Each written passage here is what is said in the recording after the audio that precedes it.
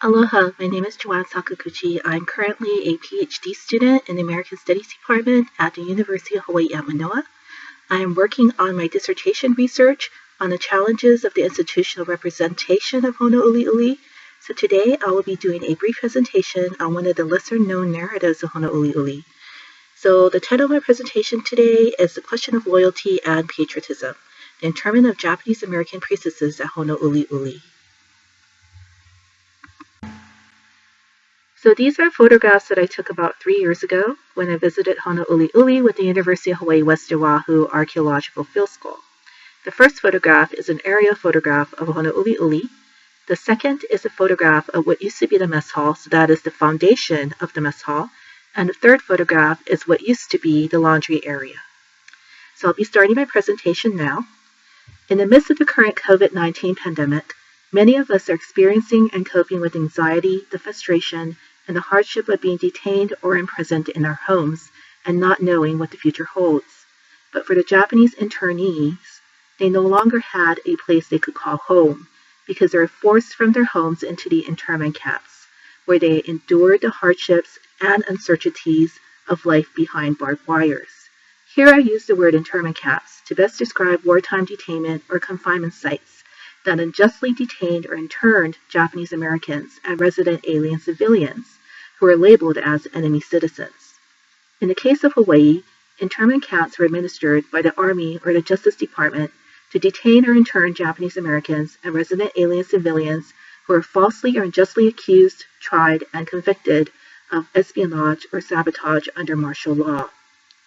Unlike the mass evacuation and internment of Japanese on the U.S. mainland, some members of Hawaii's Japanese community were selectively and systematically arrested and interned. The idea of mass evacuation and internment of Japanese in Hawaii was unfavorable to the territorial governor, since they comprised approximately 38% of the population and were well integrated into the labor force that would have destabilized the economy. In addition, Hawaii did not have the military capacity to conduct mass evacuation because they needed all military personnel and transport for the war effort. Due to these reasons, martial law was declared in Hawaii hours after the attack on Pearl Harbor on December 7, 1941, and remained in effect until October 27, 1944.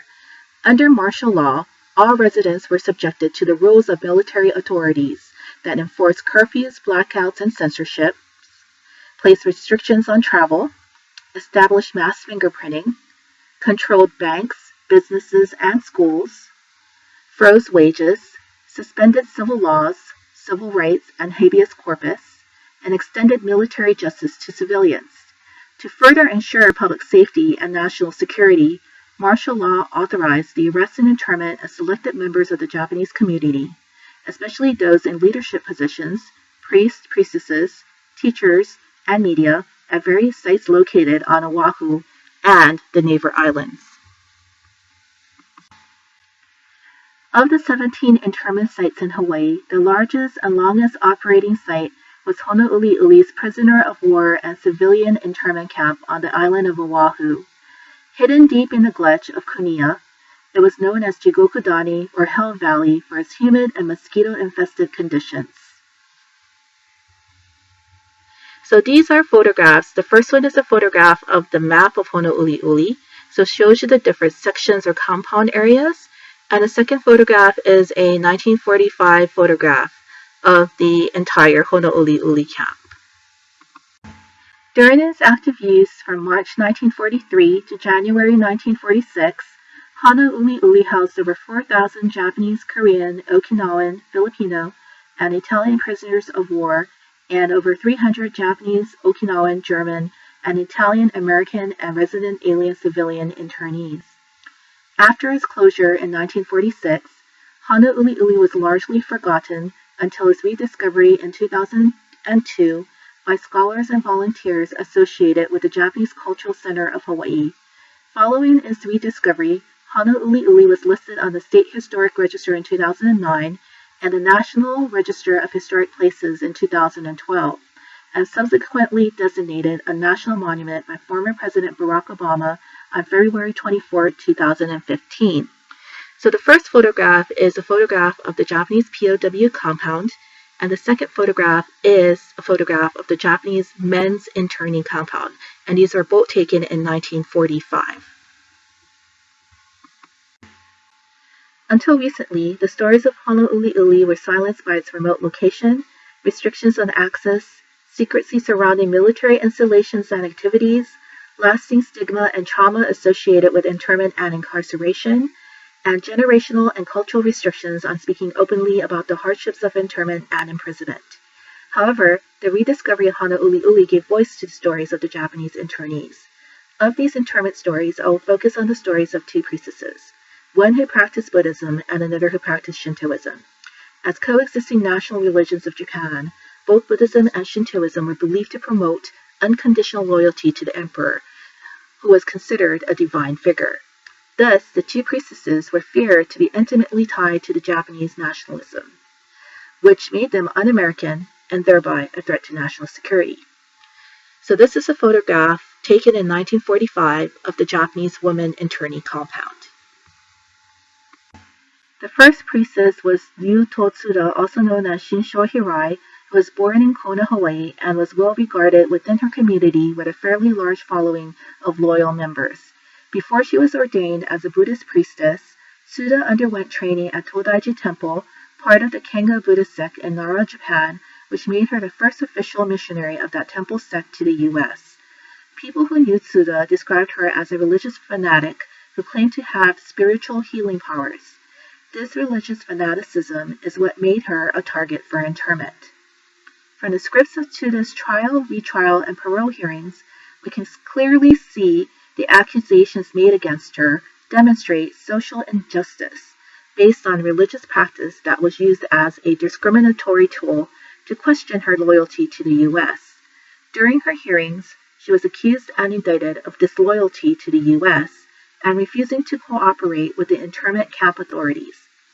Her indictment was based on several reasons, including her ritual of praying for Japanese victory, keeping a shrine in home, claiming to possess spiritual healing powers, keeping her dual citizenship and not choosing either the U.S. or Japan as a home base, receiving her education in Japan for 4 years, indicating a desire to return to Japan to visit family, and criticizing the Americanization of American-born Japanese. As a result of these reasons for indictment, Tsuda was falsely accused of being a national threat and an enemy of the U.S., and thereby was interned at Honouliuli for several years. While interned, Tsuda admittedly defied camp rules by smuggling letters out through her disciple Helen Nakagawa and talking with Buddhist and Shinto followers in the camp.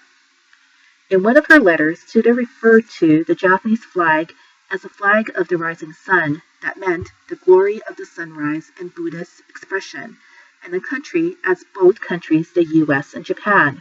But her letter was dismissed as twisted or pathological because her interpretations were considered as crazy or insane.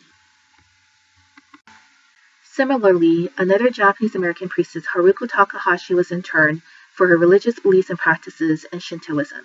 She was born in Kohala, Hawaii, and was stigmatized as a madwoman because of her eccentric behavior and perspectives that were reflective in her letters and poems. Prior to becoming an ordained Shinto priestess and founder of KONKO mission of WAHIAWA, Takahashi studied the religious practices and teachings of Shintoism at KONKO mission of Honolulu. In spite of her residence and education in Hawaii, Takahashi was still indicted and interned since her religious beliefs and practices in Shintoism casted doubts about her loyalty to the U.S. In addition, some of the other reasons for her internment included her dual American and Japanese citizenship, her single trip to Japan within 33 years, and her engagement in subversive activities in spreading the Japanese propaganda. But Takahashi's dual identity as American and Japanese is what helped her remain in the center and resist the either-or binarianism. As a result of her religious beliefs and practices and dual identity, Takahashi's character and loyalty were constantly questioned during the hearings. While she was interned at Honouliuli, Takahashi wrote poems and letters. In her letters to the board of officers and civilians and camp officials, she never directly asked or demanded anything from them. Instead, in her letters, she lamented her internment and pleaded for her release through indirect thought and her language. Like her letters, Takahashi's poem did not express anger or retribution towards the U.S. government. The following is one of her poems of injustice and hardship that echo her personal experiences of internment with melancholy and acceptance of her fate. We came into this concentration camp for what reasons? It is just like dew on the ground. We are stepped on. We can't take our head up. These are thousands of things to be recalled in our memory. Months and days spin like the trade winds. Even when we sing our songs does not sing like a melody. Thus clothes can be dyed, for instance. Yellow could be dyed to brown, white, into red. But our heart cannot be pounding if we are aiming for Japan. We can't think about America. We are born into this. The room which we are in is just cold at night. We dream of our home, also our homeland. Even in the moonlight, we can't walk. What fun we're going to have. It is just like a trade wind, always going around. When we wear our shoes and walk our streets, we came here, but don't sit like a dummy. Think fast like an arrow, but don't think what they say. Think that which you haven't taught, but don't cry, be strong. You will obey orders, but obey the right ones. The poem captures the experiences of injustice, conflicted identity, surveillance, institutionalized oppression, and basic civil rights violation that were suffered by Takahashi and other internees. It also symbolizes Takahashi's intelligence and awareness about institutional oppression, although English was her second language. Throughout their internment, Priestesses Tsuda and Takahashi build a resilience or endurance, or what Japanese refer to as gaman, to overcome the hardships of internment while they resisted pressures to Americanize. Despite efforts to Americanize them, the priestesses' devotion to the religious beliefs and practices of Buddhism and Shintoism not only strengthened their identification with their Japanese heritage and culture, but also helped them endure racial and gender discrimination and religious persecution. However, the humiliating scrutiny of internment traumatized and silenced them from voicing their identities and expressing their patriotism or loyalty to two countries, not only the U.S., but also Japan. Thus, in order to break the silence, it is critical to connect the stories of Japanese internment at Honouliuli, like those of the two priestesses, to contemporary issues such as civil rights, detention, human rights, immigration, national security, racism, terrorism, and xenophobia.